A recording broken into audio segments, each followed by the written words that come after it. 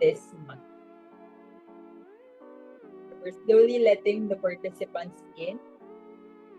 We'd love to get to know who's in the room with us. Kindly share with us where you're calling from or the organization who are representing this afternoon. And yes, please do share how's the weather in your area this afternoon. I hope those from the north are doing well. I've been hearing na may flash flood in some areas where the typhoon hit. And I hope that everyone's safe or will be able to recover after the flood. We have Angela joining us from the National Teachers College. We have Jefferson joining us from NGCP. We hope you're doing well dyan sa North, Jefferson. We also have Griselda from the Department of Agrarian Reform in Benguet. Sana po okay rin lang dyan. Alam ko dyan talaga tumama yung ulan kahapon. We have Brian from DSWD. We have a lot of government employees joining us. Welcome to our webinars. We also have Carl from the LGU of Cagayan de Oro City. We have Jani joining us again this afternoon and RC as well from Filipino. We also have attendees from the education sector. So welcome Ms. Ulfrika from Miss Barbie from St. Mary Magdalene. So please keep typing in our chat box and we're happy to introduce to you our team this month. So this August, we are going to talk about people first, better work, strengthening performance while supporting people. In today's fast-changing workplace, delivering results is no longer how we achieve those results matters. So as organizations and teams navigate increasing demands, all the uncertainty brought by the crisis, and of course the evolving ways of working because of the digital transformation we are experiencing, putting people first has become essential to sustaining both well-being and performance. So this August, we'd love to tackle with you some ways and tips or some practical ways that we as individuals and leaders can cultivate so that we can have better and healthier work habits as we go along our work. And of course, we'd love to check in with each and every one of you. So please head on over to Twitter and join us in answering the question. Think about the last time you felt energized and productive for an entire day. So isipin nyo, kailan yung last time na sobrang naging productive kayo for the entire day? And isipin nyo, ano kaya yung habit that made that possible? So you can scan the QR code you can on the screen, or you can click on the link that Kathy will be sharing in our chat box, or you can just simply open a new tab in your browser, then type menti.com and then put in the code 5261479, and we'd love to see your answer. So when we were trying to answer this check-in question, naisip namin na some habits may be healthy and sustainable in the long run, but there may also be some habits na pwede siya paminsan-minsan, because if we do it all the time, it might not be healthy in the long run. So I'm very excited to know what your answers are. So keep them coming. Magbibigay ako ng example. One of the things that I like doing, or I found myself doing over the past years, is actually kailangan nakapag-exercise ako bago ako mag-clock in sa work. So it doesn't matter kung sobrang intense exercise yan or maglalakad lang. But raising my energy levels by moving before clocking in and sitting down for the whole day has really made me so productive. And kanina nung tinanong ko si Kat, dun sa sagot niya, Kati, gusto mo ba i-share yung sagot mo? Sure, sure. So, yung akin naman kasi, both healthy and unhealthy habit talaga. So, yung healthy habit would be if I was able to have quality sleep, like mga 6 to 8 hours of sleep. Pero Yeah. at the same time, yung unhealthy habit would be yung eating sweets or chocolates, like tumataas yung energy, nagiging hyper, kaya super duper energized and productive ako for the rest of the day. That's it for me. Gabi, parang may iba pa ditong sagot yung mga participants. Ano kaya yun? Thank you, Cathy. Ayan. So, dito sa mga sagot natin, natutuwa ako kasi may mga naglagay din ng when all of the nakalagay dun sa listahan mo ng to-do ay nagagawa mo, di ba? It gives you a sense of accomplishment. Yes, we're done. Or parang nakikita mo yung progress mo along the day. So we also can see na mayroong nag-eat clean, they're working out, they also consume coffee. I'm pretty sure na marami sa ating coffee lovers here. Ayan, may nagsabi rin na eating something sweet and sleeping for 8 hours. Some really try to work so early. May mga early birds tayo na dapat they're done with the first or the hardest things that they have to do dun pa lang sa simula ng ating workday. Yan, merong mga nagpo-process ng videos or reels for inspiration. So some parang kailangan magbasa sila ng something or where they can get inspiration from. Merong mga wellness days in between. I love this. Talagang you turn your brain off from work. And attended an 8 to 5 p.m. conference and research last August 1. It was productive because the conference is very interactive. So, even yung paggawa natin or pag-attend natin ng different conferences or even your meetings in your workday, parang putting in as much interaction that we can will help us be productive. Waking up early, but first coffee ang peg. Parang hindi ko marami tayong ganyan.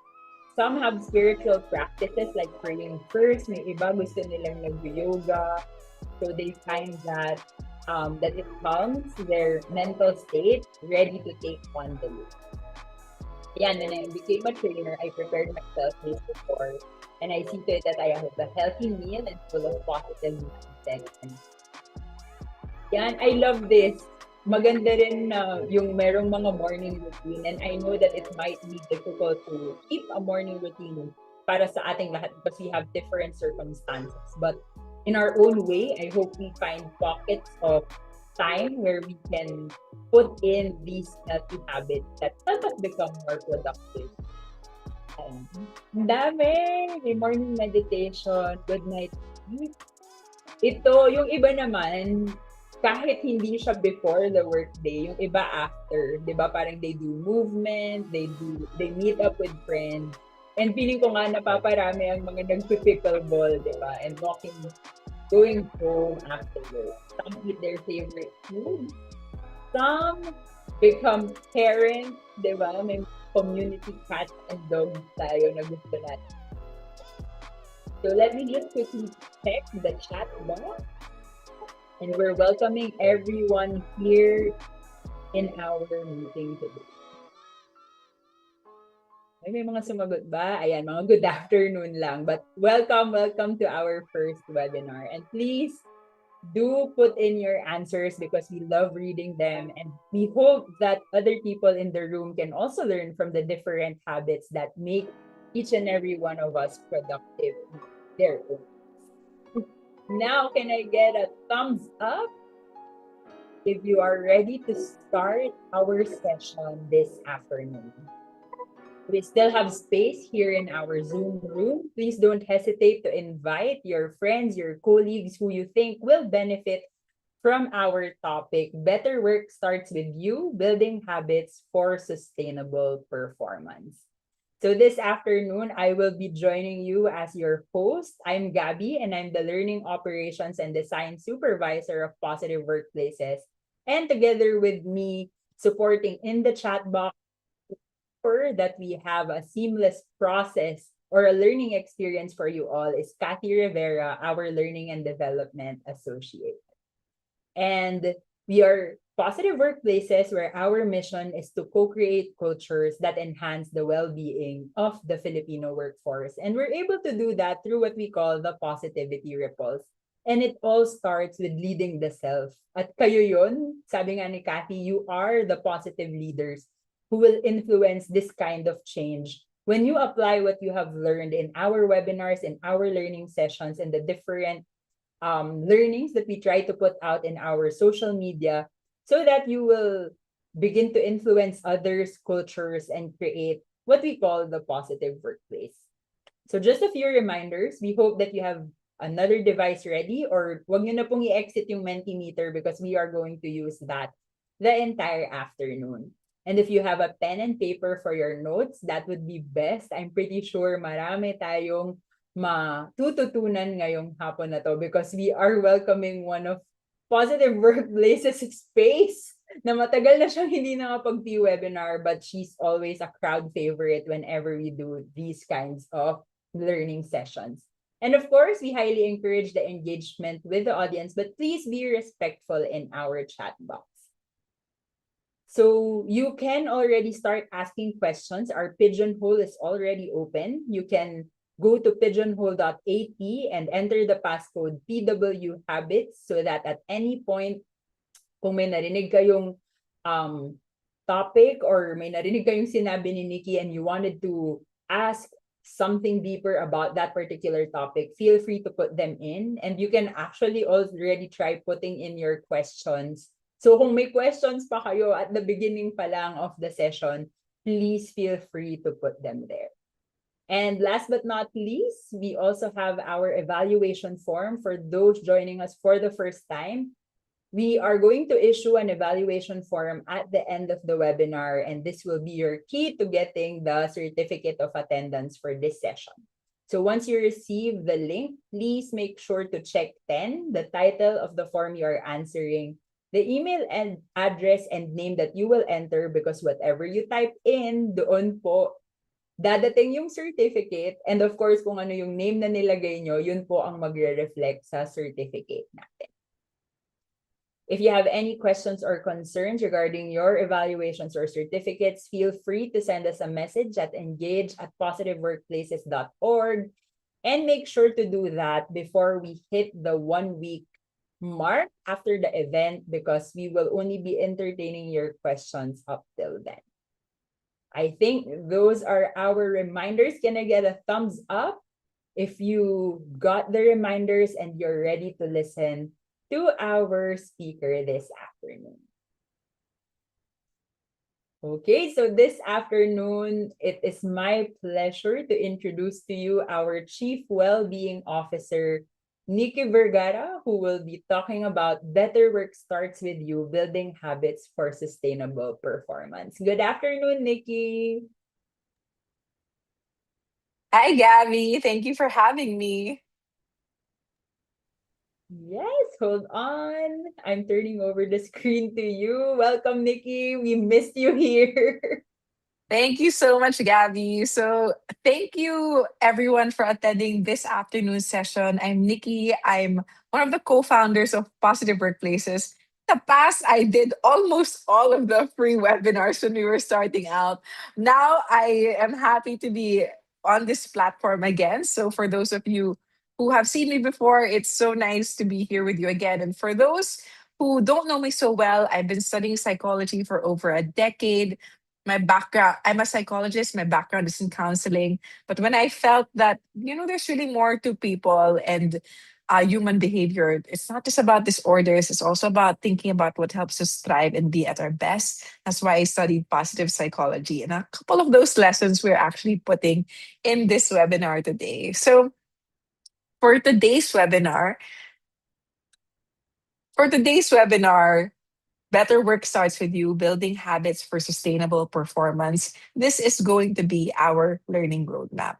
First, we will discuss why is sustaining performance becoming more challenging in today's workplace. And then we'll discuss what mindsets and habits contribute to sustainable performance.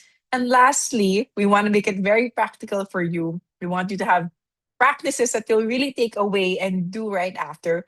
We'll talk about how can we strengthen our capacity to perform well during these challenging times. So first, I want to ask you, how would you feel if somebody tells you you have to perform at work? How would you feel if someone tells you you have to perform at work? Would you feel depleted because you're pressured or you're anxious about it? Or would you feel energized? Just in a general context, someone tells you you have to perform at work. Are you going to feel depleted? If that's how you'll feel, slide it over to the left. If you're gonna feel energized about that, like, oh, this is a fun challenge. You're gonna measure my performance, or you're gonna see how I do. I'm energized by it, slide it over to the right. So I'll give you a moment to reflect on that question. If someone tells you, hey, you have to perform at work, will you feel depleted or will you feel energized? All right. So the pattern that we're seeing on the screen is actually is spread out. A couple of people will are on the left side. Maybe they're feeling pressured. Just to hear the word performance, maybe you're feeling pressure, you're feeling anxiety, you're stressed out about that responsibility. But we also have that same number, about the same number, 11 people saying, okay, this is energizing. Maybe you're up for the challenge. And a couple of people feeling neutral about it. So when you hear the word performance, some people already feel detached na parang, okay, I'll just do whatever I'm doing. Bahala na if you think it's good or not. Some people get very anxious about that. And a few people actually feel energized about it. We want to shift more of you to feeling that performance or work performance is something that can be energizing for you as well. So we want to help you move more people towards the right side of this spectrum. So first, let's talk about why is sustaining performance becoming more challenging in today's workplace? Why does it seem harder when you listen to stories from your parents or your grandparents or maybe your tito or your tita from the older generation? It felt like it wasn't as exhausting as it is today. So what is happening there? What's very different now, more so in the last 3 years, is we're living in a world that is always on. People are no longer leaving work. If you have your phone, your email follows you home. So maybe even in your commute going home, you are not unwinding, you're not de-stressing. At home, maybe you're already cooking, you're already spending time with your family, but every now and then you have to pause what you're doing because you're checking your email or you are answering something. So your email follows you home, your calls follow you, text messages, maybe you have more apps like Slack, Teams, Google Chat. Even if you're on vacation, it's still on. Smartphones can blur work and recovery. And research shows that employees who cannot mentally disconnect from work will experience greater exhaustion, poorer sleep. You're probably thinking about work or you're probably still doing some things even after you have gone home. And it it makes you think, okay, it's good. Like, oh, now if you were in the workplace, sometimes you might think, okay, it's good because people are productive. But overall, um if you keep them unable to disconnect from work, down the line, they will actually lead to reduced engagement.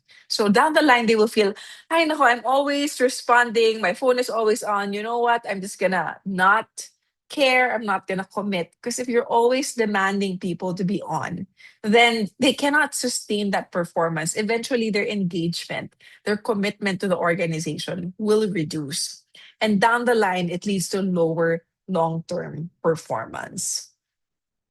Another thing about the world that we live in is social media keeps our brain stimulated. So, the reason that I mentioned, especially these last couple of years, is that the way social media is designed today actually keeps us addicted to the point that we feel that an hour has passed and we didn't even realize it, or we're super busy, we have a lot of things that we have to accomplish at work and at home. We thought we'd spend a few moments scrolling on social media, but we didn't realize that we've actually spent so much time there already. So there's endless scrolling, it's so addicting, it's so hard to stop. There's nonstop notifications. The shorter our videos get, the more hooked we are to just keep scrolling. Next, next, next.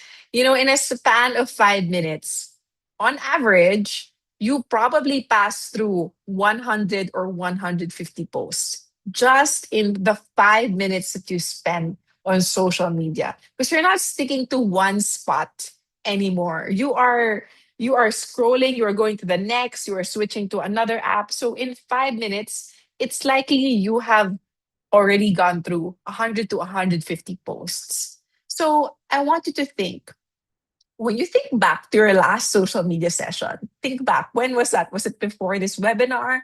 Was it during the lunch break? Was it at 2 p.m.? When you think back to the last time you scrolled on social media, how much of what you saw can you actually remember? Share that with us on Mentimeter. So, how much of it do you actually remember? And let me double check this. As far as I know, I made it all the way up to 100 posts. So there's 100 posts here. So from 0 to 100, how much of it do you actually remember?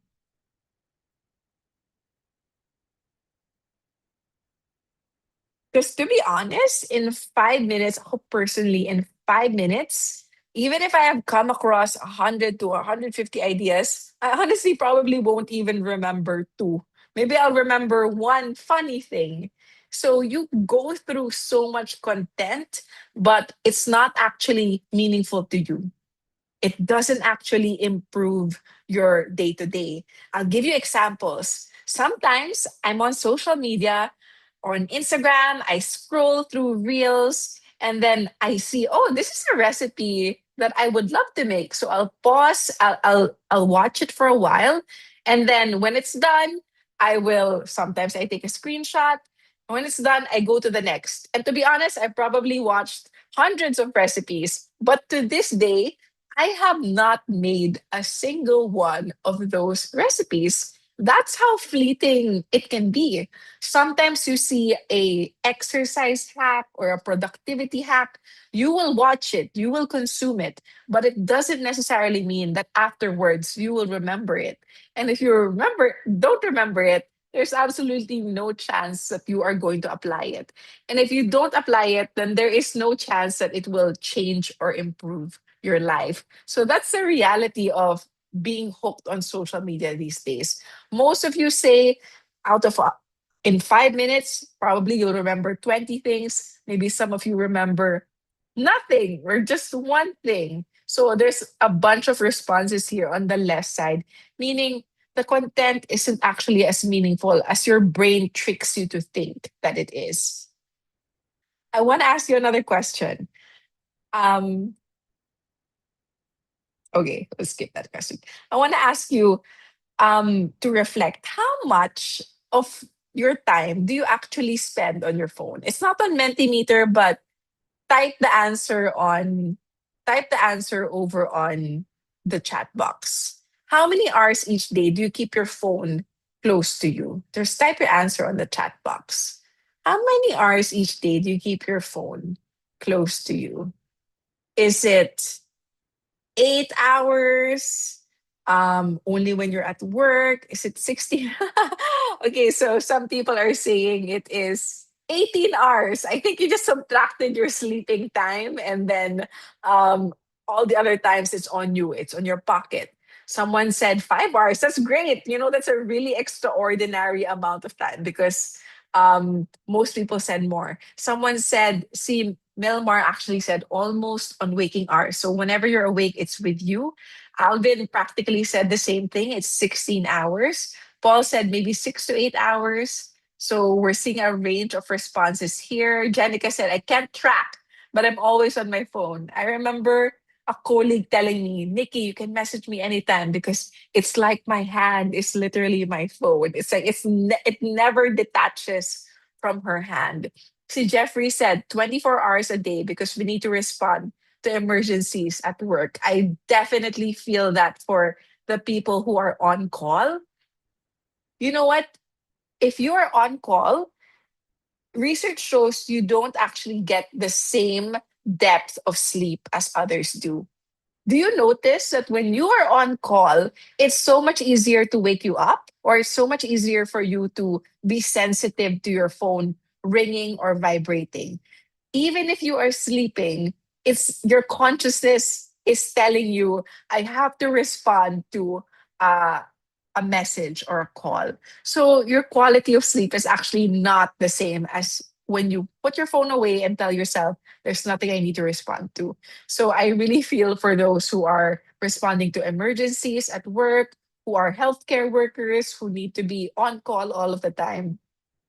It's affecting you not just when you are at work, but even when you are resting. The quality of your sleep is not the same.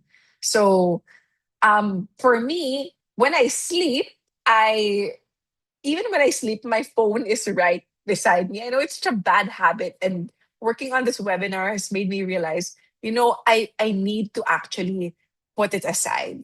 Sometimes a lot of us think I need to have it with me just in case. And it's that just in case that is actually building a lot of fatigue. So we live in a world that is always on, and technology enabled us to not detach. There is now an absence of psychological detachment. So, especially for those of you who are waiting on your phone for a notification from work or from somebody, there's no space to detach. There is an absence of psychological detachment. And being always on is actually very exhausting. So, I want to ask you, what system can you introduce to psychologically detach from work and social media? There are some people who come home and put their phone inside a box. There are some people who do work in a room that is different from where they put their phone. So magkahiwalay yun. If you are working here, your phone has to be in another place. Some people do that. Some people have apps where at nighttime their phone will turn black and white. So it makes it less addicting to look at your phone. Okay, so one person said my phone is on vibration only. So maybe you'll only notice that notification if that phone is near you. You won't notice other notifications that are not important if you've stepped away. Someone said place it away from you or simply on a container. A lot of people have all of these fancy apps. Now, if you put your phone on this tool, it will not alert you of notifications, but a simple box would also do the trick, I think. Put your phone in a box, put your phone in a simple container. It will keep you from opening and accessing it. Someone said, I do gym workout or jogging after work, and maybe that is your way to distance yourself from work and social media. You put it in a cabinet away, so there's that physical space. Some are doing a Pomodoro technique. We will actually tackle that later on. Someone turns on the do not disturb mode on your phone. You turn off your notifications. Um, you update your settings for screen time limits. You busy yourself with new recipes. So you're so busy that you're not engaging with your phone anymore. That's great. There is a life outside the virtual world that we engage in. So people go cycling, they go with their friends, they have some fresh air, they read books, um, and a lot of it they do on their phone, which is removing the notifications. Some make it a system that is scheduled by 10 p.m. to 5 a.m. It's already on do not disturb mode. I highly recommend for you to do systems like this. The more effort that it takes for you to step away from your phone, the more it's going to be hard to do that. But if you have a system that it's automatic, You don't think of it. Your phone will automatically do it because you programmed it that way. On an iPhone, you can actually click the moon sign button and then you just click that you don't want to be disturbed from this hour to this hour. That's a really good system because every day it will do that for you. You don't have to do it for yourself. The less friction, the less steps, the more you will be able to commit to that. So this is a really good practice that you have shared. So the more systems you create, the more you make it a habit, the more you make it automatic. Like I like this uninstalling Facebook from time to time, especially when you become addicted. Just uninstall it for a short period of time. You can come back to it, but you will notice after 1 week of uninstalling, you're actually less hooked on it.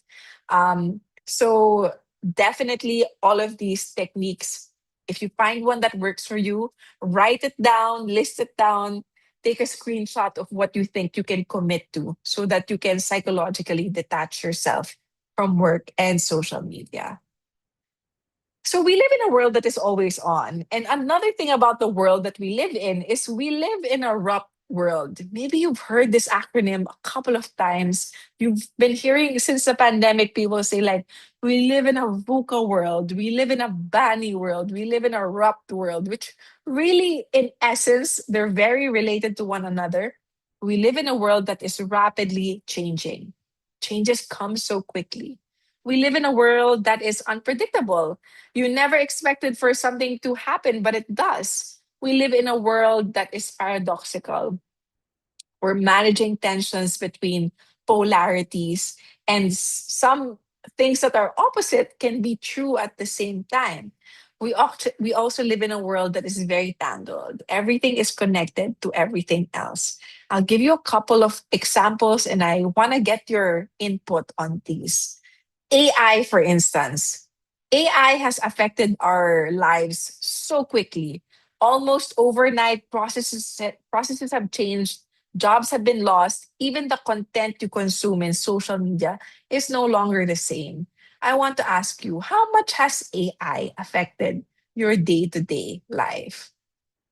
So would you say it's had little impact? I barely noticed that AI exists. My world is still the same.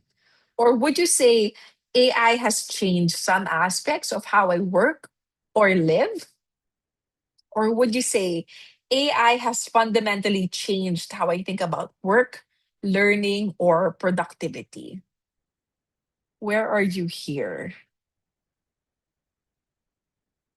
I'll give you a moment to think about that. To what extent has AI infiltrated your life?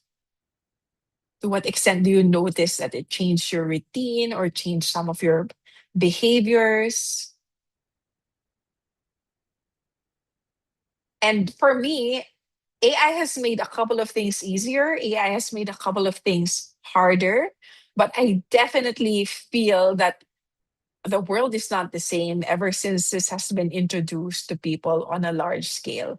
Sometimes you don't even know, did the person really respond to me? Sila ba talaga nagsulat or AI ba yung nagsulat niya? Sometimes I think about that. Or when I consume content on social media, I notice this did this person suddenly start becoming a content creator overnight, or did they just ask ChatGPT to create a post for them which they've now put? So I'm very confused now about the quality of the things that I consume because I don't know, was it meaningfully written by an expert or was it just AI and that was copy pasted? So we're seeing a lot of people are actually here in the middle. It has changed some aspects of how they work or live. Some people don't notice, but some people say it has fundamentally changed their lives. I want to ask you another one that we're seeing in our rupt world. How much has the war in Iran affected your day to day? Would you say very little? I didn't even notice any direct impact to me. Or would you say somewhat it's affected my life? I've followed the news and thought about its potential effects. Or would you say significantly it influenced my concerns, conversations, or decisions? So I think a lot more people are saying it affected me somewhat or significantly. I don't see anyone say very little because just by gas prices, a lot of people have already felt that um, their commute became more expensive. Yung mga bilihin, mas mahal na because the transportation, the whole supply chain relies on fuel, which has been affected severely. The supply has been affected severely by the Iran war. So I'm noticing that a lot of you have been affected by that. And it was almost immediately, right? The the news on the war was the war erupted and we heard about it on the news, and then suddenly all prices have changed afterwards. um, so that is examples of the rupt world that we live in. We are constantly adapting to uncertainty and change. We don't know what jobs AI will take tomorrow. We we're constantly monitoring, or is gas gonna go up or down? Am I gonna gas up today? Should I buy groceries now or should I hoard? All of these questions are actually making it very exhausting for our brain. We're constantly scanning for dangers in the world. We're constantly adapting to uncertainty and change. This is actually very exhausting for us. That is why it's harder to be at peace these days. And the third thing is we spend more energy than we renew. Before, renewing was almost automatic. It's automatic because, let's say in the 50s, you couldn't bring your laptop home. There was no such thing as a laptop. Maybe in the 80s, you couldn't receive messages from work because they didn't have cell phones. They didn't know your personal number, your landline number. So you couldn't bring the work at home. So you would just default to resting and spending time with your family. But these days, we're just constantly hooked. We're always on. We're always like spending a lot of energy consuming the news. We're consuming a lot of our time connected to work. We spend more energy than we actually renew. And without renewal, performance eventually declines, even among high performers. So notice that those who are not consistently in a good state of well being, they are probably the ones who don't pause and renew their energy. Even the highest performers, they have to stop every once in a while so that they can renew their energy. So let's talk about that renewal. What mindsets and habits contribute to sustainable performance? These are three things that are simple, but we often neglect how that we have to renew it. So we have to renew the mind, we have to renew the heart, and we have to renew the body. And here we're going to talk about evidence driven examples. We're going to practice some of them so that you can actually take this away, like really practice it right after this webinar. So let's practice those. How can we strengthen our capacity to perform well during challenging times? So, our psychological energy is quite limited. Our psychological energy is associated with mental concentration and cognitive focus. We can become mentally fatigued after some time, and we need to replenish through mental breaks, relaxation, and by changing the focus of attention to something else. So, when you're able to change the focus to something else, you're able to actually renew your psychological energy. So, for instance, if a lot of you were coming from work and then now you've switched over to learning in this webinar, that's actually one way to renew your psychological energy. You need to pause, you need to take breaks, you need to switch the focus from time to time. So, here's some work examples that I want to share with you. Maybe some of you have done it before. Some of you have heard about it. Maybe you've heard about it, you've done it, and then you've dropped the habit. I want you to think about how how maybe this habit or building it back up again will help you. Maybe for some of you, this is actually new. But one thing you can do is have focus blocks. So, the essence of a focus block is you work on a cognitively demanding task for a dedicated, uninterrupted block of time, maybe 60 or 90 minutes. During that time, you minimize notifications, emails, other distractions. If it comes down to it, I work from home.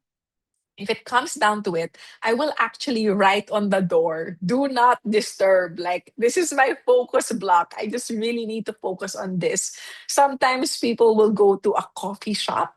So that switch actually informs na, okay, you cannot disturb me during this time in a coffee shop. Wala akong kilala. I will not open my phone.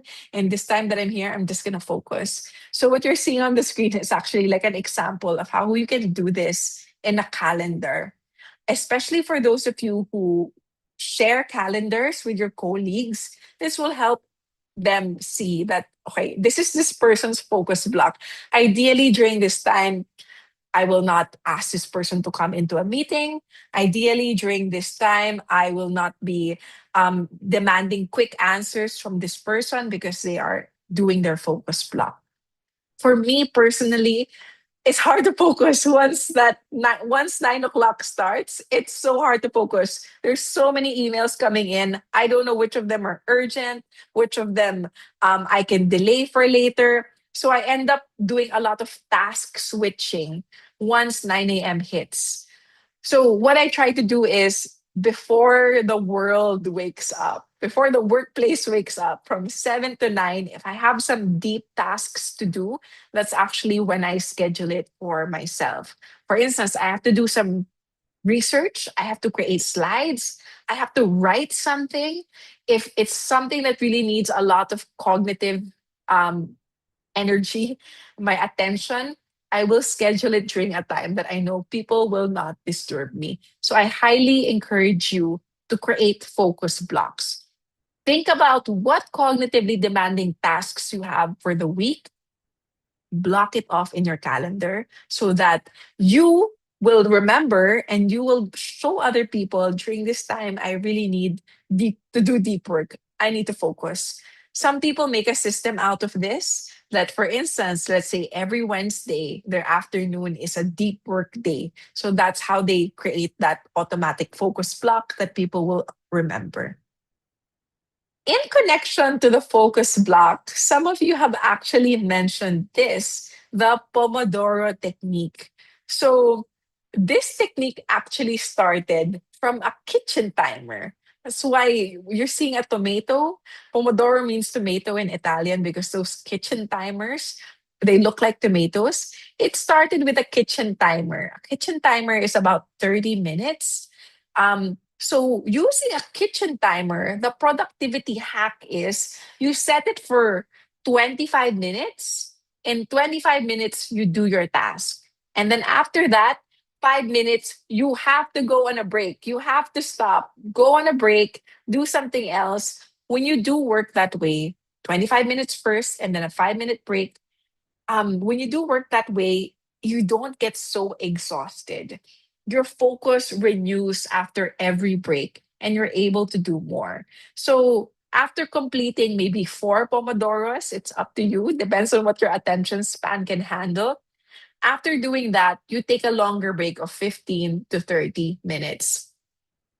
When I was studying in the University of Melbourne, sobrang ganda ng student support nila that they know a lot of the students struggle with writing down their papers, their final thesis, their final research. A lot of people struggle with that. So they created this event that I love to attend. The event was called Shut Up and Write. So in that event, there is a host or an organizer who will do Pomodoro. And they will put the timer, they will flash a timer on a projector, and then for 25 minutes, you will see everyone working. When I saw in the room everyone was working, I was more in the zone to work. And then 5 minutes, you can chat with your seatmate, you can stand up and grab some food. I really loved the practice of doing that. I continued it so much so that even these days, when someone says, I'm really struggling with attention, I struggle with work, Sometimes I suggest, let's do the Pomodoro together. We go online on Zoom, and then 25 minutes we do deep work, and then for the 5 minute break we actually report to each other what we did, and then we do it again. So you might want to bring your friends along to do this technique. You can do it online. You can find timers on YouTube as well. Just search Pomodoro timer on YouTube, and you'll even find those timers for you. So you can do this either on your own or together. Another way to renew the mind is to track tasks. In fact, a couple of people mentioned this in Mentimeter earlier, that when you cross off tasks in your to do list, you get energized. So it's true, you get a dopamine hit. A dopamine hit is like the pleasure, it signals pleasure. So when you gamble, when you watch a reel, when you eat chocolate, you get dopamine from that. Um, and crossing off a task from the to do list is one way to get that dopamine hit. Seeing your progress over time is another way to get that dopamine hit. You recognize, oh, I've done so much already. You can use any tool for this. You can use a tool that is as simple as a pen and paper. You can have a project monitoring tool, a project management app. It's up to you. It can be anything, but I'll show you mine really quickly. So this app is called Trello. It's free. I'm not endorsing it. You don't have to pay for the paid version, but I love using Trello for tracking my own personal tasks. My system is very simple. I have a column on to do. So every task that I need to do, I just dump it here. So for instance, I write here that I need to do a meeting with client X, for instance, on August 10, for instance, meeting with client X on August 10. You write all of your tasks here so that it's not in your mind. I love it when I actually move this task from to do to I'm currently doing this. And then when I'm done with it, I dump it on the done bar. And when I see everything on the done, I'm like, wow, congratulations to me. I feel that sense of accomplishment. Sometimes we are in a never ending loop of tasks that we sometimes ask, what did I actually accomplish? So you don't even feel the energy that comes with accomplishing a task if you didn't keep track. But with a simple monitoring tool like this, it really makes it so much easier for me. Trello is free. There's a free version for Trello that you can definitely use. It's so straightforward. You create your own lists, you create your own systems. Another trick that I want to show you is whenever you have a task that is heavy, there's so many things that you have to do under it. What I love to do so that I get that dopamine hit is I create that checklist. So it's very easy. Just click add, you put a checklist, and then you will have these checklists. So you put then what you need to get done for that major task. And what I love to do is when I'm done with a little task, I click the check, and then you'll actually see the percentage of your progress. So I will see that I am currently at 1 out of 3 or 33%. Then if you're done, you can actually see here, oh, I did everything. I'm 100% done. Now I can move it to done already. So that's just an example of how I use a simple project management tool to help myself get the pleasure or the joy of accomplishing tasks. You can use other things like Monday.com. You can use a simple pen and paper. Um, and you can use other apps for sure. Another thing that you can do, the next thing after renewing the mind, something that you can do is you have to renew your heart. There are some challenges in life that are just so heavy for us, especially for the people who feel that not a lot of people are there to support me. You've got to find your own contemplative practices to renew yourself. I can definitely experience for the leaders in the room, If you're feeling like it's so lonely being a leader, nobody understands the pressure that I'm on, nobody understands how I have to think about so many things, or maybe you're the type of person who is currently living in a sandwich generation.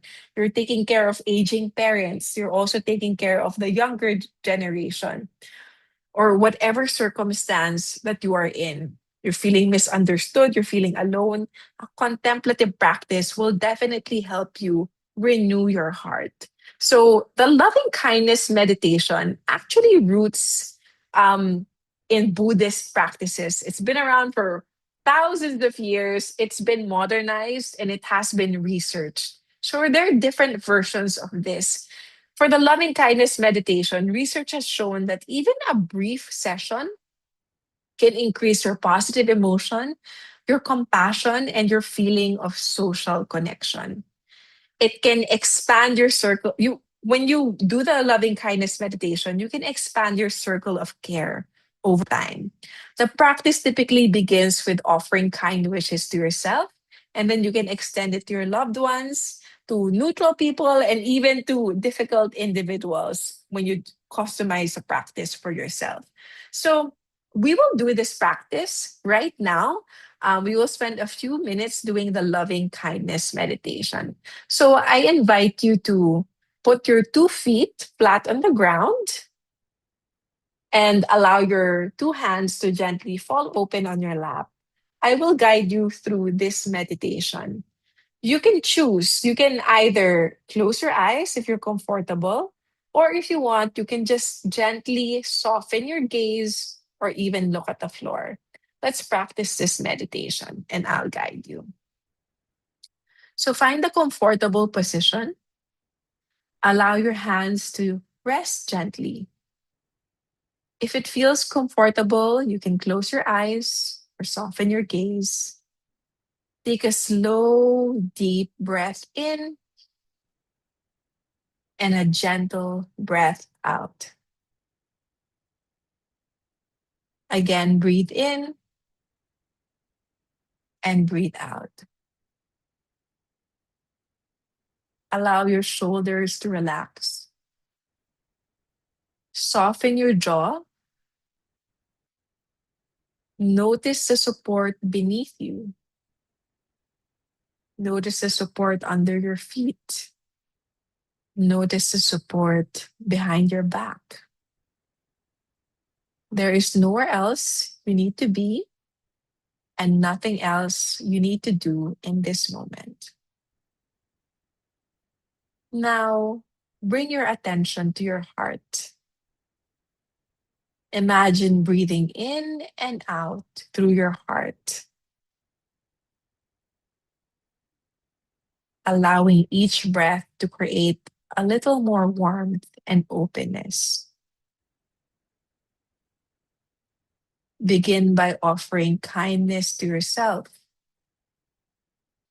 You don't have to force yourself to feel anything.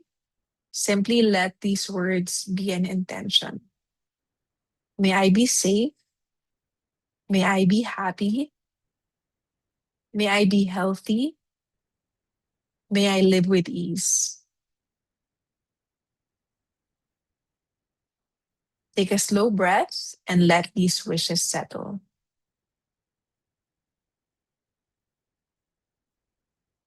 Now, bring to mind someone who has been kind to you, someone whose presence naturally brings a smile to your face. Picture them as clearly as you can. Offer these same wishes to them. May you be safe. May you be happy. May you be healthy. May you live with ease.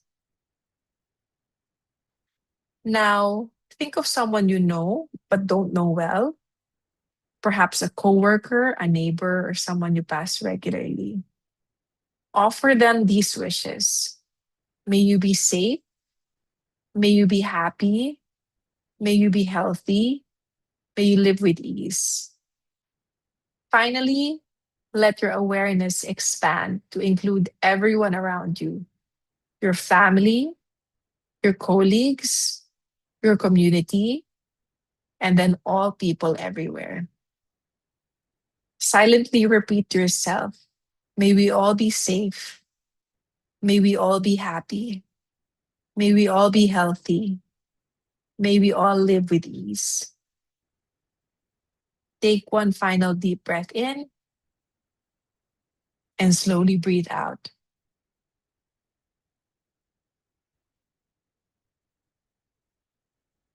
Notice how you feel in this moment. There's no right or wrong way to feel.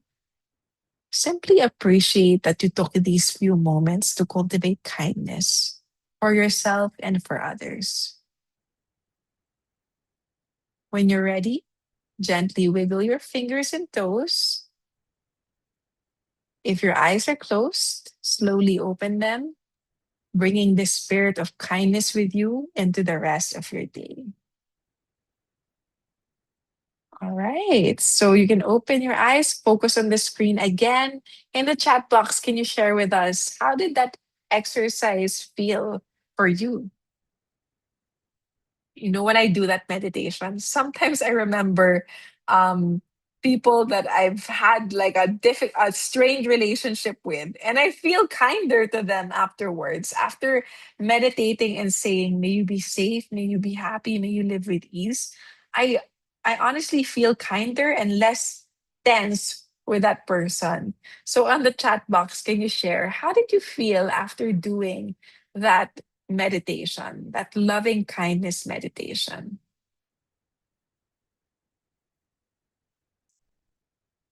Some people say they feel more compassionate towards themselves. Marie Victoria said she felt renewed. Oh, si Gwenny also felt renewed and relaxed somehow. We just took a few minutes and there's something renewing about that. Lucilette said there's a light feeling. And Benjamin Lim said there's relaxing and there's balance. So John also said calm feeling. So it's a quick meditation, but research shows a lot of these benefits from you feeling good, those positive emotions, to you feeling compassion for others, even for a stranger or for people around you, and feeling of that connection, even if you didn't do this meditation with them. Clara also said it helps align myself. Yeah, definitely that makes sense. And Jonas said they felt empowered. So that that quick meditation has a lot of evidence-based benefits that you can actually reap. You can find a meditation like that, a guided meditation like that, even on YouTube. There are different versions of it. You can search it and you can practice it alongside that video in the future or rewatch this video. And the third way to renew is to renew the body. I know for a lot of people, they say things like, I can't commit to a gym membership. I cannot commit to a workout. I am so busy right now. I don't even know how I'm going to move and burn calories. That's why the movement snacks are really important. So instead of snacking, like eating a quick bag of chips, you do a quick movement. So that's called a movement snack. It's just a 1 to 5 minute movement. You can either stretch, you can walk, you can do a light mobility exercise. It increases blood flow and helps restore that alertness, making it easier to sustain attention during mentally demanding work. So, when you do a movement snack, you're even breaking up long periods of sitting with brief movement. It can reduce that physical discomfort because if you're sitting down for a really long period of time, your back will start to ache or your legs will start to hurt. It's not good for you. We were not designed to sit for a long period of time. So when you do these movement snacks, it will improve that circulation and counteract the negative effects of not moving, of that sedentary behavior. So let's do a quick movement snack together. This is my favorite movement snack. I always do this in workshops or long sessions where people are sitting down, or whenever I am doing deep work, I do a movement snack during my Pomodoro break. So let's do this together. My physical therapist taught this to me. It's called a YTW stretch. Basically, with your arms, you do a letter Y. So try to do this. Do a letter Y, stretch as high as you can to the ceiling, Do a letter T, stretch as far as you can to touch the walls, and then do a letter W, squeeze your shoulders together as tight as you can. And do that again. Do a letter Y, up, do a letter T to the side, and do a W, squeeze your shoulders. Sherry said, I feel being on one of a yoga session. So, it's a quick movement snack. It didn't take a lot of time. It doesn't cost you a gym membership, does, but it has so many benefits for your body so you can renew. Because in modern life, we are typically sitting down for 8 hours. That's not how our bodies were designed. We need to move every once in a while. I'll show you another movement snack. So if your 2 feet are flat on the ground, tiptoe. So keep your toes touching the ground and your heels should be in the air. You will feel your calves, your legs contract. So again, put your feet on the ground, keep your toes on the ground, and lift your heels, tiptoe. So do a tiptoe. So even if you are in a meeting, this is my hack for you. If you're in a meeting, you can't get out of it, whether it's a face to face meeting or a Zoom meeting, nobody is going to know that you are doing this with your feet under the table. Do it consistently. It will actually keep your glucose levels down and it will keep your legs circulating blood for you. And it's very subtle. Nobody will know, no matter how formal your meeting is. So renew the body with a movement snack.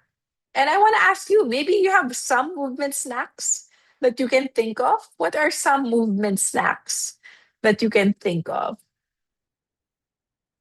Is it a quick stretch? Is it like the tiptoe thing that I showed you?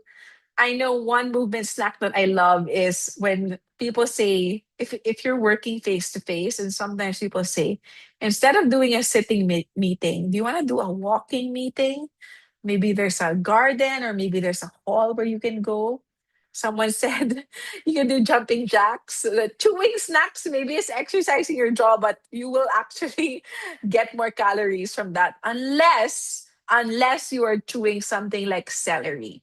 They say if you have a healthy snack like celery, it will burn more calories than you're actually chewing to exercise. So that could be a chewing snack that's healthy. A 5 to 10 minute walk, quick tai chi, snapping your fingers, air punching. I like that. A quick dance routine. So I know some of you do that TikTok at work. Maybe that quick dance routine would help. Walking a second, Cherry said. Yes, going to get water at the office pantry is a good idea. Something that I do is I don't fill up a jug para punong-puno siya. I just fill up like a glass. So every time the glass is done, it signals to me, okay, it's time to walk to the water again. So I love this idea, going to get water at the office pantry.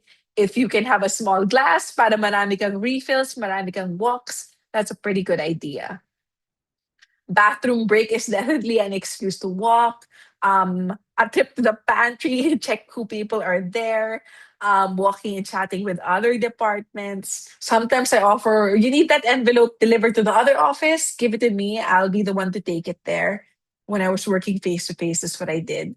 Walking around the fire exit, especially for those who are work from home, live in a condo where the space doesn't allow you to do a lot of walking, you can step out even just to go to the fire exit.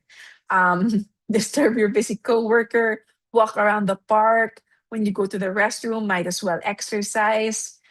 Do office hopping. So definitely these are great movement snacks. So lastly, what I want to get a commitment from you because we can attend a webinar, but nothing will change if you don't practice this. What practice will you immediately try after this webinar? And I'm really holding you accountable that whatever you type here, you will do this week. So, whatever you type here, please make a mental note or a physical note on a paper that you will actually try and do it this week. From all of the things that we've shared, like Pomodoro, focus timer, the snacks, the movement snacks, what will you actually try? So someone said the YTW stretch. It's so good. It's changed my life. My shoulders used to hurt perpetually. Someone said they'll try the Pomodoro method. They'll check out Trello. Um, Definitely it's a great tool, and you might even come across a couple of other tools. We'll do a focus timer. You can go on YouTube, but if you want, you can buy a little timer for yourself, but you don't need to buy. You can actually just use any timer. um They'll improve their Trello dashboard. They already have one. They'll enhance it so that they can keep monitoring their tasks and get that dopamine hit. I love that the movement snack, very specific. They'll get a glass of water every once in a while. They'll do the schedule. They'll do the meditation as well. The meditation, you can be guided by, there's so many apps for it. You can even go on YouTube, but even just that silence or guiding yourself would also work for you. So don't feel that you have to be limited because you don't have an app or you don't have your phone. Even you focusing on that for a short moment will be a big help. So these are wonderful takeaways. I hope that you really do practice these. I'm holding you accountable to that. And now we are done with the session. I'll turn it over back to our host, Gabby.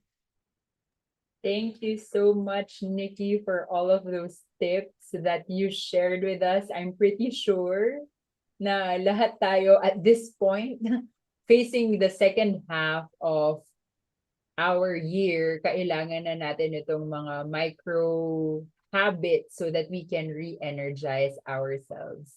So thank you very much for sharing those, and we're excited to read some questions.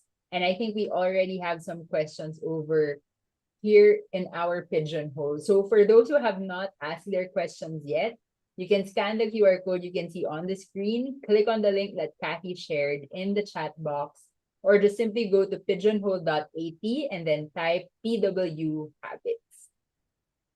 Okay, Nikki, do you want to take on the top voted Yeah. question?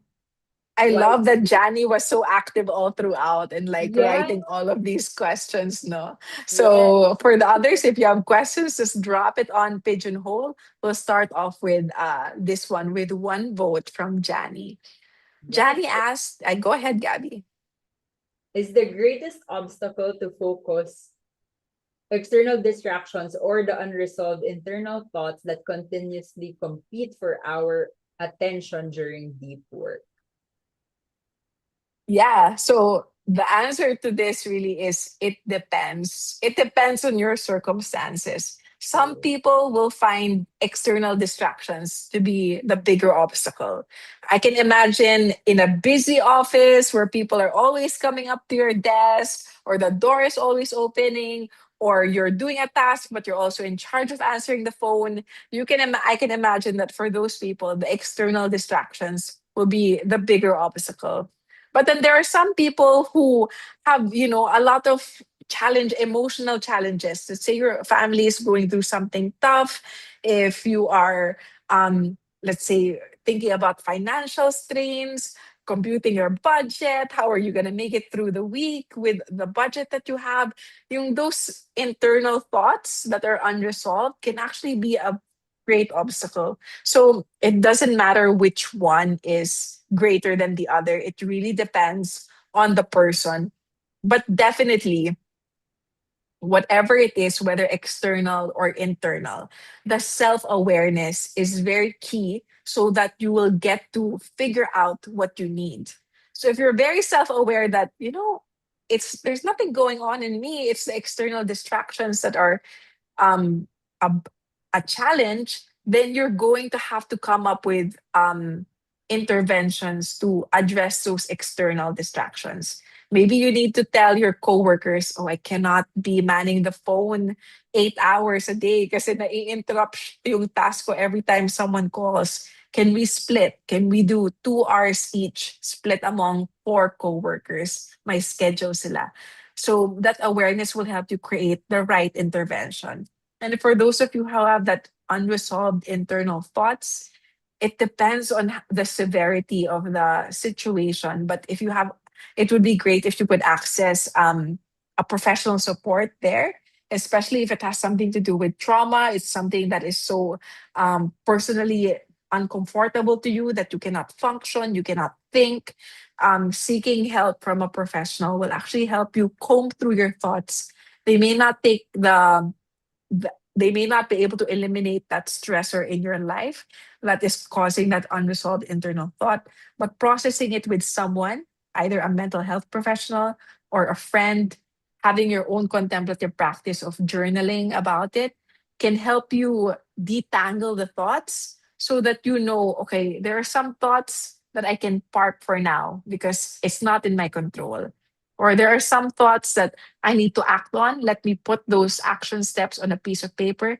Let me get back to that after my work. Detangling your thoughts in that way is what will help you. So I hope you get to become aware. Is it external or internal? When you are aware, come up with a aligned intervention to remove that distraction. I love that answer, Nikki. It's really gonna be different for everyone, but the key there is to be aware which one's taking up for that particular context, which one's competing with your focus. We have another question here, and I think a lot of us can resonate because it's quite difficult to stay motivated when we have heavy workloads, or sometimes even if it's not heavy because it's repetitive, it kind Yeah. of it's difficult to stay motivated and finish them. Do you have any tips, or have you experienced Yeah. this at any point in your working life? I'd love to hear from you also, Gabby, because this is such a loaded question. I love how this person distinguished between heavy workloads and repetitive tasks, because those are really two different things, right? Yes. So, heavy workloads, especially, are a challenge. One of the biggest challenges of a heavy workload, heavy na nga yung workload mo, what will sit on top of that heavy workload is this thought or this anxiety. Can I actually do this? Do I actually have enough time for this? And if you spend a lot of time ruminating, it makes the workload emotionally heavier. It even decreases your time from accomplishing that heavy workload.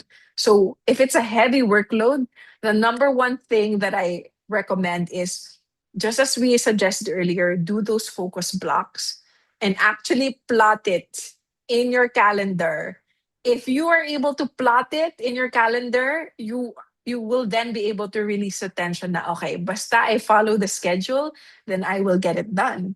Sometimes you will plot it in your calendar and you realize, oh my gosh, at this rate, I won't even get to sleep. I won't even get to see my family. That's not right. So when it's to that extent, if you're a leader, you have to delegate some things. If you have a manager, you have to present that to your manager and ask them to help you work together with you in prioritizing some of those tasks. So that's my thought on the heavy workload. But I know Gabby also has some insights on this and some good practices. So how about you, Gabby? Nikki, when I didn't know how to handle it, I'm pretty sure you know that I procrastinate. But eventually, I learned that before plotting it down, I have to write down all of the tasks that I have to do. So, for example, the heaviest workloads that we have are pagsunod-sunod yung mga facilitation natin. So, I try to write down, okay, I need to prepare worksheets, I need to prepare the Menti. So, breaking it down to smaller tasks helped me plot it in the calendar with a realistic time. Kasi minsan nape-pressure din ako na nag-block ako ng time. Tapos, oh my God, hindi pa ako tapos. Nasa Y pa lang ako. So, breaking it down to more digestible or workable blocks, parang mas nakakatulong siya to stay motivated. And parang yung sinabi mo kanina, sometimes you don't get to sleep, or sometimes I don't get to journal or do my night or morning routine. So I make sure na may day ako na babawi ako for it. Parang pinaprepare ko na Yeah. okay, alam ko yung sunod yung facilitation. I will not be able to do what I need to do during the day to keep me sane. So I try to schedule it some other day para hindi ako super drained then after. Or I have something to look forward to after the heavy workload days. That's it for me. I want to highlight what Gabby said. Now, sometimes you have these self care practices, but your workday is so intense that you weren't able to maintain it right. And sometimes people are like, it's not feasible. You know what? Never mind. But I really want to echo what Gabby said, that it doesn't need to happen every day. It can happen in the week. You can schedule it in the week. The renewal can happen in micro moments, it can happen in a weekly way. Don't feel frustrated that you're not able to do it like every day talaga. Like it doesn't have to be that strict. This person asked also about repetitive Repetitive. tasks. And I love what Gabby mentioned that, she plots it in her calendar. I plot it in my calendar. And then yung repetitive tasks is actually what I put in the middle as a break from the heavy workload. So in that way, the repetitive task doesn't feel, oh my God, I've been doing this for like 5 hours. It's actually something that I look forward to now. Oh, it's cognitively light. I already know how to do this. It serves as my break. So you can figure out how to sandwich your tasks so that your the repetitive one will actually feel like a welcome break to you. Ano yung mga repetitive tasks mo, Gabi, na you actually look forward to na, oh, it's time to do a mundane, non-cognitive heavy task. Actually, alam mo, Nikki, itong paggawa, like curating the webinar, since I've been doing it for like how many years already, parang preparing the Zoom links, thinking of the topics or the themes or who can I possibly invite. Parang naging repetitive na siya for me na it's a welcome break from all the facilitation or like all the content creation that Yeah. I've been doing in ops. So, tama ha, I look forward to the repetitive tasks. So, hindi ko This alam is bakit easy nilagay now. ko sa context, di ba? Na ano yung iba pang repetitive task. Or, ang ginagawa ko pala, nandadamay ako ng ibang tao. Na like, uy, kasi samahan mo ako gawin to just so I have a body double when I'm doing the repetitive task just to check on me na natapos ko na siya at nagawa ko na siya. Yeah, that's it. Yes, ako din naman I can relate. Like there were tasks na, oh man, I hated doing this talaga. Now I welcome it. Like making stapling worksheets. Like I have 100 worksheets that I have to print and staple. I will sandwich that in between the cognitively heavy tasks. So it actually feels like a breather for me. But definitely if I like work on it the whole day, parang I will get bored stapling. So Yeah. sandwiching it to me has been key. Thanks for those insights, Gabby. Thank you also, Nikki. So we have a lot of questions coming in. I'm gonna defer to you which one you want to Mhm. answer because I think the other questions are also affecting how we can sustain our performance. So Mhm. Yeah, maybe let's go for that highest one. this one, the workload. Yeah. What if your I bet a workload lot of people are thinking of this. Yeah. okay. What if your workload is heavy because your supervisor dumps a lot of tasks on you and you're expected to deliver them all? How would you approach that?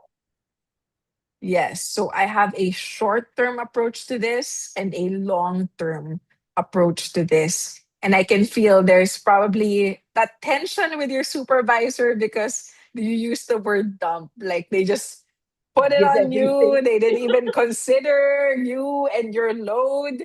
So there's definitely communication um, improvements that can happen here. So I can empathize. Supervisor probably doesn't understand your full load or what it takes to do a task. So it may feel like they are just dumping things on you. And your supervisor probably has to dump or allocate and delegate tasks to different people. So they are not fully sensitive to everyone that they are giving tasks to. So there's a communication gap here that needs to be addressed. Um, One, for your end, I would really suggest that you do like a time study on yourself, meaning actually time yourself. How long does a task take? then from that you will have a more reasonable estimate, because just as Gabby said earlier, sometimes we have this planning fallacy that, oh, it's just gonna take 30 minutes, kaya ko yan. And then you realize, oh no, that task is actually, it takes a lot more. I have to take an hour for that. So the first thing you have to do is be aware of yourself and put it down, put that evidence down, put the numbers down. How long does it take you to do a particular task? What are all of the tasks that you need to do? Without that foundation of evidence or data to start from, it's going to be hard to negotiate with your supervisor. So my first task for you is try to do a time study on yourself. How long do these tasks take? Plot it in your calendar, and then you can have that conversation with your supervisor where you will present those tasks and then ask and align with them what is the highest priority. Maybe some of those tasks are more urgent this week. You can push off some tasks to the next week. Maybe some of those tasks that you're doing can actually be delegated to others, because maybe some people um, have a lighter workload than you. So it's definitely a skill that your supervisor needs to develop to be able to assign tasks with equity or in the right amount. But it's also on you to provide that information to your supervisor. That is my short term approach to this. My longer term approach to this are two things. Try to be aware. Are there some tasks that are taking you longer than it should? Or do you think there are some tasks that can shorten with time as you build a skill? So if you think there are some tasks that can take a shorter amount of time, other more seasoned or senior people take a shorter amount of time on that, maybe try to think, is there a training that you can get so that you can improve that skill and shorten your time on that task? If there is a training, advocate to your supervisor that, oh, if I attend this training, I will build this skill. Maybe it's a writing skill. Maybe it's a skill on putting a presentation together. It really depends on the work that you do. But building a skill will usually shorten the time you spend on that task. My other approach to this is, what are ways that you can maximize artificial intelligence, for instance, to reduce the time that you spend on the task? What are some things that you can automate? Let's say you're counting things manually. Maybe you can learn Excel so that you can spend less time counting manually and have a dashboard with auto computations for easier reporting. It can be AI, it can be Excel, it can be these different tools that will reduce the manual work, which usually takes up a lot of time. So I hope those, that short term and the long term approaches will be something that you could try. Thank you so much, Nikki. I think a lot of us are trying to navigate how to be assertive. And what I'm hearing from you is we have to leverage information power. And the information can only come from us because we're the ones who's doing the work. So it's a lot of advocating for yourself, asserting. And of course, babalik pa rin tayo na aware ka how long you take how long it takes for you to do the task and what probably are the skills you need to develop to make it easier for you to accomplish them. I'm not sure if you have a preference, pero gusto ko tong itanong kasi I think it's really related to what you prefaced in the why part. Now we are always on and it can be affecting our attention and focus. And I feel like a lot of adults feel that they have ADHD because they are unable to focus on a task because we're easily distracted and pulled in different directions. So, how can we sustain our performance even if we often multitask? Like, ngayon nga lang parang I'm doing pigeonhole pero may iba pa akong tab na nakabukas. 'Di ba? And how can we deal with just really retraining our attention given that this is our context, right? Yeah. Thanks, Gabby. So this person asked, does ADHD in adults really exist? Like a quick lesson or a quick background. When we were studying ADHD and abnormal psychology, it was actually lumped in the chapter of um, disorders in children. And Developmental. Yeah. yes, developmental. Yes, Yes, developmental. Now, usually you observe them in children and correct. they think like, okay, when you're an adult, it will just go away. Actually, when you're adult, you're just able to manage it better. They're changing some things now when they can actually diagnose adults with ADHD. So when you say ADHD, it's a disorder, attention deficit hyperactivity disorder. So it needs to be diagnosed for you to actually say that you or another person has ADHD. I know sometimes we use the term loosely and go like, ay, hindi Yes, ako makafocus, may ADHD ako. correct. Or na-ADHD ako kasi naka-on yung TV tapos naka-on yung laptop ko. Sometimes we use it Correct. loosely, but it actually really refers to a disorder which requires professional help. I think some people do have ADHD and they do need professional help, possibly medication on that. They need to consult a psychologist and a psychiatrist for those things. But I think, especially with what we were tackling at the beginning of the webinar, we just live in a world where it's so much harder to sustain our attention. We live in a world where it's like the environment is encouraging us to multitask. Your phone is open, like they're making it normal now to have multiple screens so that something is happening here, but there's something happening in another screen. Like you can see Gabby and I going like this is because like we probably have multiple things open happening right now. So the environment is really influencing our attention to switch from task to task, and that task switching is actually detrimental to our focus and attention. We Studies show that you accomplish less when you are multitasking, and that's why, to the extent that you can, to what you can control, try to control your environment so you are not tempted to multitask. Put your phone on silent, only have one tab open at a time. Put a sign on your door that you're busy. If you're in the office, if you need to put it on your back, I'm busy, I'm working on something, please don't disturb me.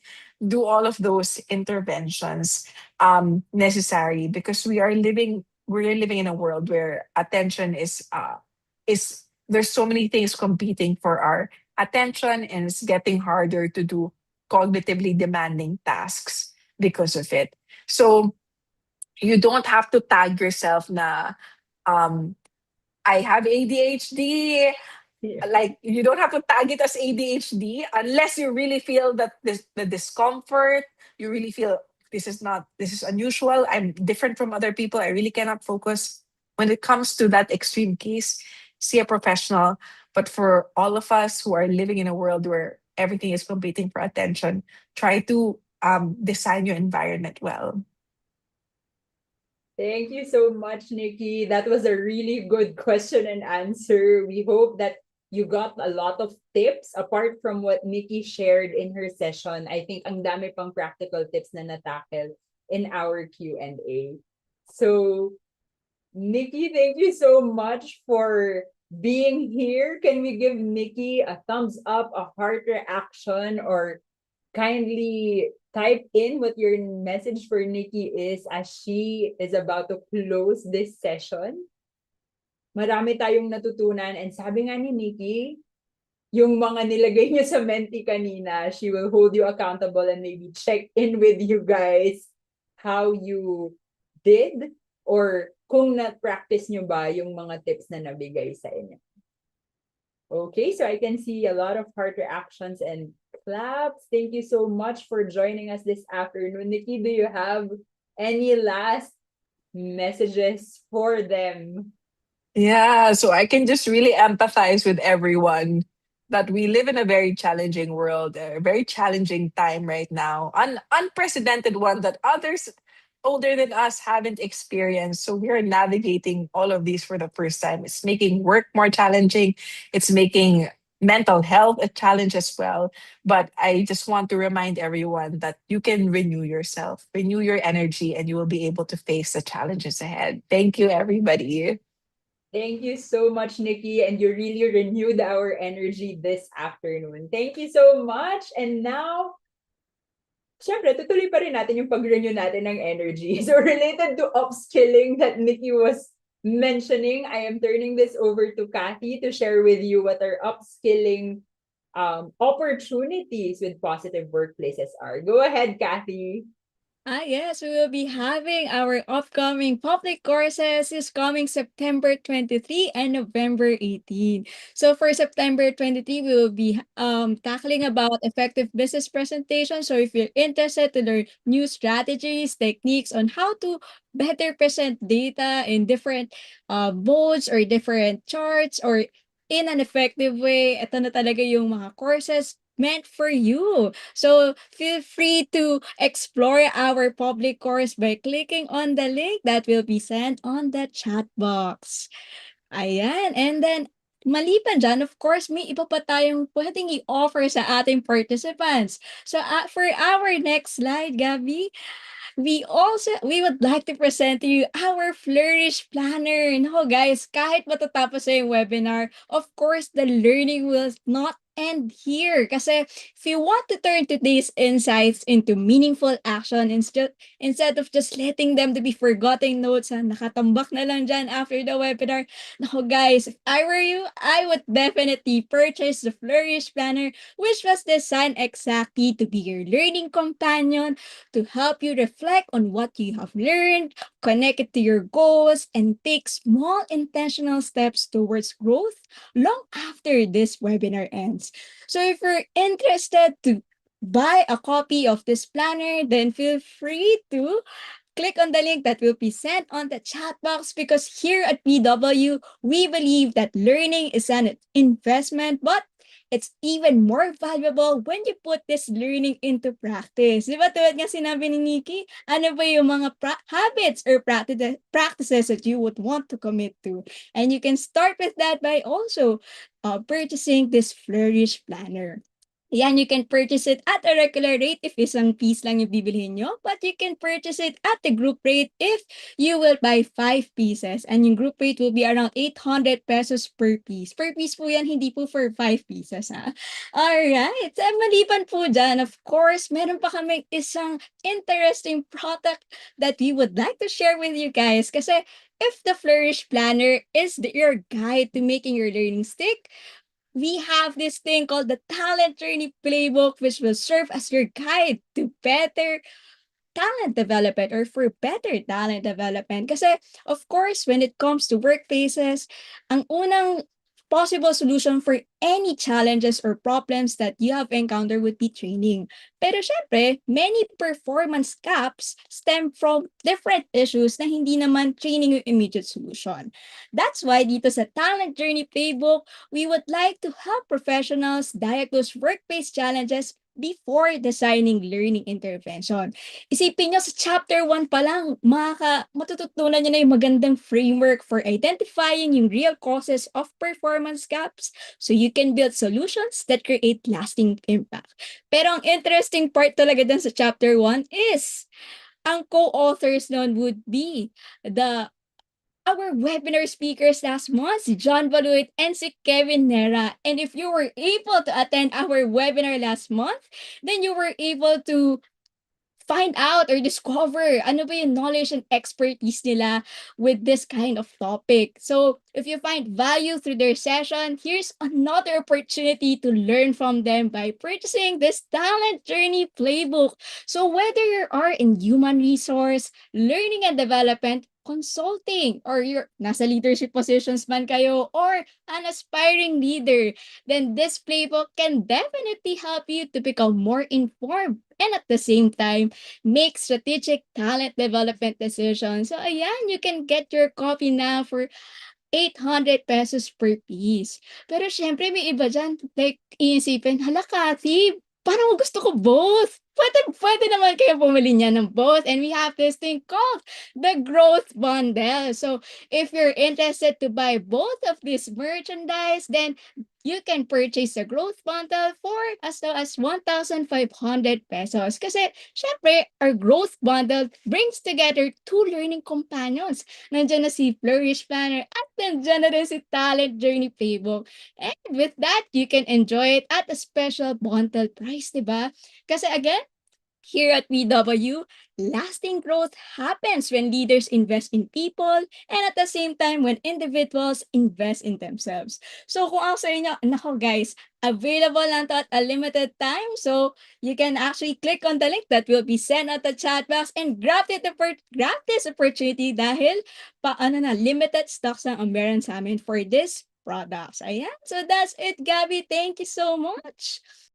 Thank you so much, Kathy. So we will be sending the links later, but for now, we are very happy to share with you the QR codes for the evaluation form and the links in the chat box so that you can already answer the form. Again, a reminder, when you open the form, kindly check the form you're answering. Paki-check yung title ng ating form. Please double check and triple check your name and email address before clicking submit so that you will receive the correct certificate and at the same time, mapapadala siya dun sa email address nyo. Again, thank you so much everyone for joining us this afternoon. And we'd be happy to see you again in our next webinar on August 19. Again, thank you also, Nikki, for joining us this afternoon. We super loved having you again in our P-webinars. Thank you. Thanks, everyone. Have a good day. So the links will be open up to 30 minutes since we released it. So that will be around 5 o'clock to 5:10. So please be sure to answer them before the time's up. So, i-save nyo na siya as a bookmark. Pwede nyo muna i-screenshot yung QR codes if you are unable to answer at this moment. But yes, we are sending the links again so that you can access them. And we will be opening the room until 4:40 so that you have enough time to answer our evaluation. Again, thank you, everyone.